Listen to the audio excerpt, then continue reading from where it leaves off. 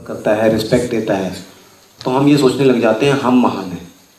वास्तविकता ये होती है कि देने वाला लेने वाले से ज़्यादा बड़ा होता है, क्योंकि किसी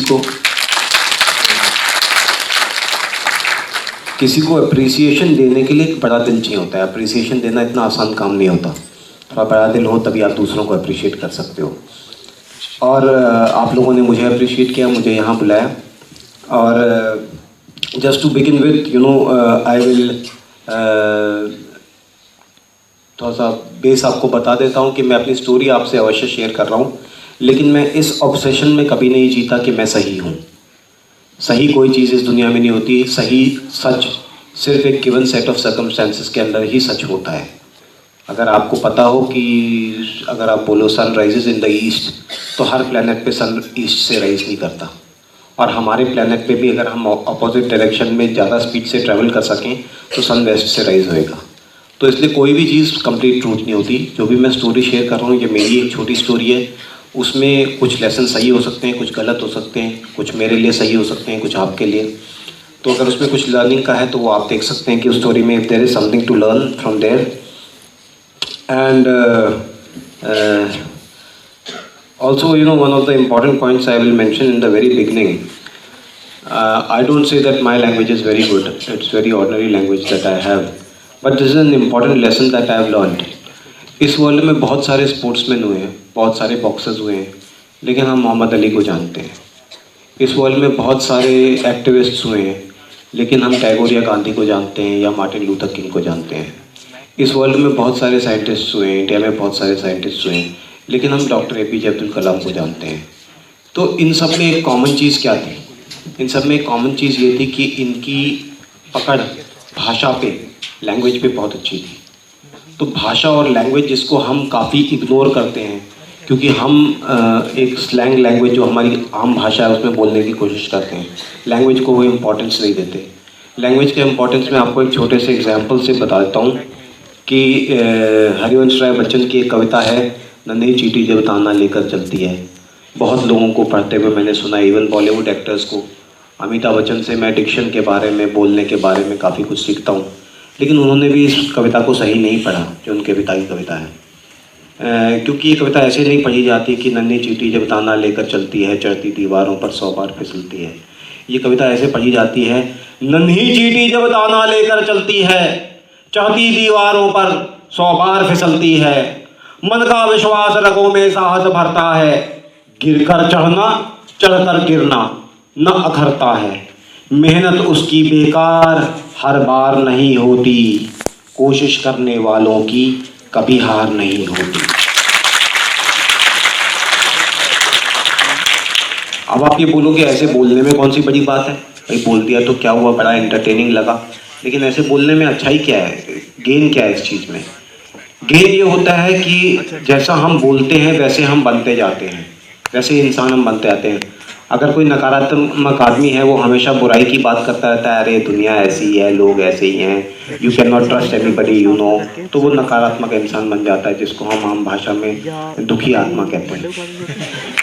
तो जो आदमी हमेशा सकारात्मक बात करता है, पॉजिटिव बात करता है, उसमें वो जोश रहता है, तो इसलिए इसकी वैल्यू है। और तो स्टार्ट करते वक्त ही मैं कुछ कविताएं, कुछ शायरी करता हूँ, तो एक अपनी कविता सुना के शुरू करूँगा। कर्मयुद्ध मेरी कविता है। राह है कठिन बड़ी परिस्थिति विरुद्ध है, राह है कठिन बड़ी परिस्थिति विरुद्ध है, जीवन है ये युद्ध है, ये युद्ध है, ये युद्ध है। राह चलते मिट गई आस वो तू नहीं, कदम तले जो दब गई घास वो तू नहीं, समय से पहले बुझ गई प्यास वो तू नहीं, आंधी में बिछ गई कपास वो तू नहीं। विराट एक वृक्ष तू शक्ति से समृद्ध है, जीवन है ये युद्ध है, ये युद्ध है, ये युद्ध है। आंधियां चल रही राह है खल रही, आंधियां चल रही राह है खल रही, हिम्मत आंखें मल रही लौ फिर भी चल रही। हार को न मान तू राह को पहचान तू, हार को न मान तू राह को पहचान तू, सृष्टि का अभिमान तू है वही इंसान तू।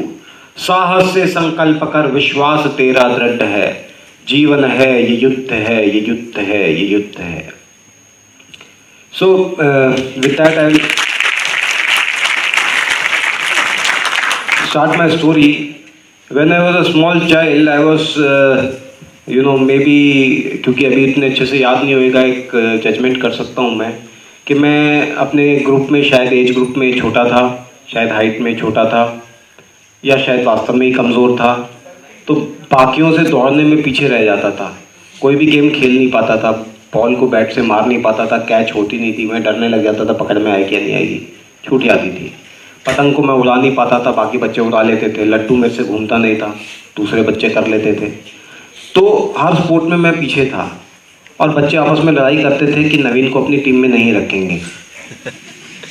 तो ऐसा हम सबको कहीं ना कहीं हमें उस चीज़ का सामना करना पड़ता है और इस चीज़ को हम रिजेक्शन कहते हैं. ये रिजेक्शन का सामना आपको अपनी लाइफ में करना पड़ता है. कभी आपके पेरेंट्स की तरफ से, नालायक है किसी काम का नहीं है, तो पेरेंट्स से रिजेक्शन का सामना करना पड़ता है, टीचर्स से रिजेक्शन का सामना करना पड़ता है, फ्रेंड्स से रिजेक्शन का सामना करना पड़ता है. मेरे पास किसी ने व्हाट्सएप पे मैसेज भेज दिया कि फ्रेंड्स की डेफिनेशन क्या होती है. फ्रेंड्स वो लोग होते हैं जो आपको अंडरस्टैंड करते हैं. फ्रेंड्स वो लोग होते हैं who are there for you. Friends respect you and whatever, जिसके साथ आप अपना दुख बांट सकते हो. मैंने बोला ये क्या बकवास है. फ्रेंड्स तो वो लोग होते हैं जो आपको वहाँ छेड़ते हैं जहाँ दर्द होता है. फ्रेंड्स तो वो लोग होते हैं जो आपको उस नाम से बुलाते हैं जो आपको बिल्कुल पसंद नहीं होता. फ्रेंड्स वो लोग होते हैं जो, एक फ्रेंड ही होता है जो आपको चेहरे पे बोल सकता है कि यार तू गधा दिख रहा है, जो आपको कोई और नहीं कह सकता. फ्रेंड्स आपका रियलिटी चेक होते हैं और होना भी ऐसा ही चाहिए. आप फ्रेंड्स के पास दुख बांटने जाओगे, वो बोलेगा यार मैं ही मिलाऊँ तेरे को टाइम वेस्ट करने के लिए. तो that is the reality and that's what friend should be. And तो फ्रेंड्स से भी आपको रिजेक्शन का सामना करना पड़ता है. फ्रेंड्स में भी जेलसी होती है, हर तरह की चीज़ होती है. That is a reality. Now the thing is how to face this rejection. ये जो रिजेक्शन होता है it leads to a kind of frustration inside you. एक गुस्सा आता है कि मैं क्यों कमज़ोर हूँ, मुझे क्यों कमज़ोर समझा जा रहा है. And this frustration is a very positive energy. कई बार मेरे से लोग पूछते हैं कि how to be at peace. तो मैंने बोला पीस पे होना कोई ज़रूरी थोड़ी है. रेस्ट इन पीस कहते हैं जब कोई आदमी मर जाता है. तो मरने के बाद कंप्लीट पीस हो ही जाएगी वैसे भी, तो उसकी चिंता करने की ज़रूरत नहीं है. ये restlessness and this energy is what drives the world. ये जो गुस्सा, ये क्रोध आता है जो यंगस्टर्स में आता है कि हमें चेंज लाना है, हमें ये करना है, वही तो चेंज का ड्राइविंग फोर्स है. अगर सब कुछ पीस हो जाएगा तो कोई ड्राइविंग फोर्स रहेगा ही नहीं हमारी लाइफ में. तो it's okay to be restless at times, it's okay to be frustrated at times, it's okay to be angry at times. और जब भी फ्रस्ट्रेशन आती है तो ये एक रिबेलियस एनर्जी होती है, बगावत करना. मैं वैसे भी कहता हूँ कि बगावत तब होती है जब मोहब्बत, नफ़रत या जुल्म हद से बढ़ जाता है.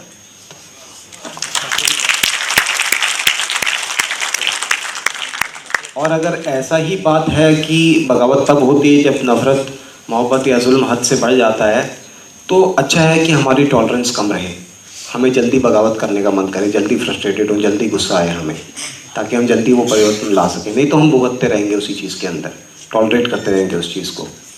तो ये है, मेरा एक शेर भी है इसी के ऊपर कि नवीन हद से गुजर जाने दो हालातों को, नवीन हद से गुजर जाने दो हालातों को, कि अब बगावत का मन होने लगा है. तो इसलिए अच्छा है कि हमारी टॉलरेंस कम रहे उस चीज़ पे. अब एक बच्चे के तौर पे तो मुझे ये बात पता नहीं थी, लेकिन फॉर्चुनेटली मैंने सही डायरेक्शन में उस एनर्जी को यूज़ किया, मेहनत करनी शुरू करी. अब क्या होता है कि हमें हमारी गलती तो सब बता देते हैं, लेकिन उसको ठीक कैसे करना है ये कोई नहीं बताता. जैसे मैं छोटा था, मेरी हैंड राइटिंग ख़राब थी, नंबर कम आते थे, टीचर बोलते थे वीक स्टूडेंट है. हैंड राइटिंग ख़राब थी, टीचर बोलते थे 100 बार लिख के लाओ. मैं 100 बार ख़राब लिख के ले आता. भाई जब तक आप ये बताओगे नहीं कि एक अच्छी हैंड राइटिंग के कैरेक्टरिस्टिक्स क्या होते हैं, उसको ठीक कैसे करूँगा मैं. और मैं इतने स्कूल्स कॉलेजेस में जाता हूँ, मैं स्टूडेंट से पूछता हूँ कि एक अच्छी हैंड राइटिंग के 5 कैरेक्टरिस्टिक्स बताओ, और मुझे हार्डली कभी कोई 1 या 2 ही बता पाया है. ज़्यादातर सब बोलते हैं सफाई से लिखो. तो मैं कौन सा गंदा लिख रहा हूँ, मैं भी सफाई से ही लिख रहा हूँ. उसके एक सर्टेन कैरेक्टरिस्टिक्स होते हैं जिसको माइंड में रखना होता है हैंड राइटिंग को अच्छी हैंड राइटिंग बनाने के लिए.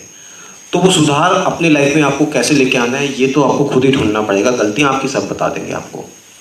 तो मैंने मेहनत करनी शुरू करी और कुछ 7-8 साल डाउन द लाइन मैं काफ़ी सारे स्पोर्ट्स नेशनल लेवल पे, स्टेट लेवल पे, स्कूल लेवल्स पे खेल रहा था. Boxing, athletics, swimming, cricket, hockey, nearly all the sports I used to play. And children used to fight with each other कि अगर नवीन को अपनी टीम में लेना है तो हमें बदले में 2 खिलाड़ी दो. तो इस तरह का चेंज हमारी लाइफ में हम लाना चाहते हैं, लेकिन ऐसा चेंज कभी भी ओवरनाइट नहीं आएगा. ये ओवरनाइट चेंज का जो कॉन्सेप्ट है ये बड़ा रॉन्ग कॉन्सेप्ट है, या ओवरनाइट सक्सेस का. कोई भी ओवरनाइट सक्सेस को सस्टेन नहीं कर सकता, अचीव नहीं कर सकता. कौन बनेगा करोड़पति को आप जानते हो जो लाइफ में कुछ कर पाया. तो इमीडिएट सक्सेस किसी को मिल भी जाती है तो वो उसको सस्टेन नहीं कर पाता कभी भी. जो मेहनत से आती है उसी चीज़ को आदमी सस्टेन कर सकता है. अकबर और सलीम की कहानी मतलब मूवीज़ वगैरह में तो बॉलीवुड के स्टाइल में दिखाई गई होगी. असलियत ये थी कि सलीम जो जहांगीर था वो शराबी अय्याश था, और उसका हर सिक्का अगर आप देखोगे तो एक चांद के साथ होता है. वो डबल डिस्टिल दारू पीता था और अफीम खाता था. तो उसके जो राजा महाराजा 2-4 दोस्त बने थे, उन्होंने मिलकर डिसाइड किया कि अकबर पे हमला कर देते हैं और पूरे इंडिया के राजा हो जाएंगे, बढ़िया रहेगा. तो अटैक करने चल पड़ा. अब मैदान से भाग गया क्योंकि अकबर जो था वो अपनी मेहनत से राजा बना था.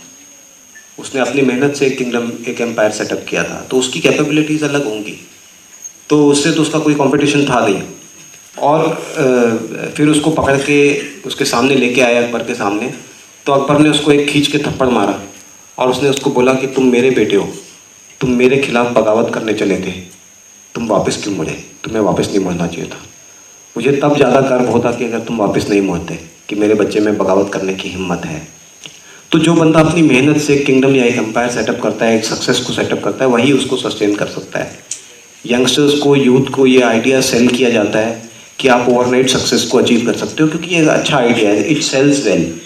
जैसे वो जो टीवी उनमें आता है एडवर्टीजमेंट्स में, एक magic pill to reduce weight, एक magic pill to gain height. मतलब वो अपील बहुत करती है, सेल अच्छे से करती है, लेकिन काम नहीं करती है, ये बात पक्की है. तो इसलिए सक्सेस हमेशा मेहनत के साथ आएगी, तभी वो काम आती है. और वो मेहनत और वो time, you should be willing to give that time. अब दूसरी बात ये होती है कि आप एक छोटी शॉप पे जाते हो जहाँ चिप्स बिक रहा है या वो बिक रहा है, तो वो चिप्स सेलर, उसकी नौकरी है, उसका काम है, वो कुछ गलत नहीं कर रहा. वो आपके चेहरे पे देख के एक बार ये डिसाइड कर लेता है कि ये 30 रुपए के पैकेट के लिए 35 रुपये दे देगा, और वो 35 बोल देता है. तो आप 35 रुपये में ले लेते हो, आप चले जाते हो. फिर वो बैठा बैठा सोच रहा होता है, यार शायद मैं 40 बोल देता तो चल जाता. तो वो एक स्मॉल गेन देख रहा है, शॉर्ट टर्म गेन, एक क्विक गेन. मेरा रतन टाटा से भी मिलना हुआ, काफ़ी कुछ ऐसे और लोगों से मिलना हुआ जिन्होंने बड़े एम्पायर सेटअप किए हैं, रन किए हैं. उनका target 10 years down the line होता है, उनका 1 ईयर का टारगेट भी नहीं होता है, उनका 1 डे का टारगेट तो होता ही नहीं है. वो लाइफ में जिस भी चीज़ को एम कर रहे होते हैं, जिस भी प्रोजेक्ट को एम कर रहे होते हैं, उसका प्रॉफिट वो 10 ईयर्स के बाद देख रहे होते हैं, उससे पहले नहीं देख रहे होते. तो अगर आपको अपनी लाइफ में वो रतन टाटा वाला कैलिबर अचीव करना है, मतलब वो बिजनेस फील्ड में, आप किसी और फील्ड में कर सकते हैं, तो you should be willing to plan for 10 years ahead, कि 10 years down the line where you want to be. अब 10 साल मेहनत करना बड़ी बोरिंग चीज़ लगेगी कि यार 10 साल मेहनत करनी पड़ेगी, that's not fair, you know. तो कैसे करी जा सकती है ये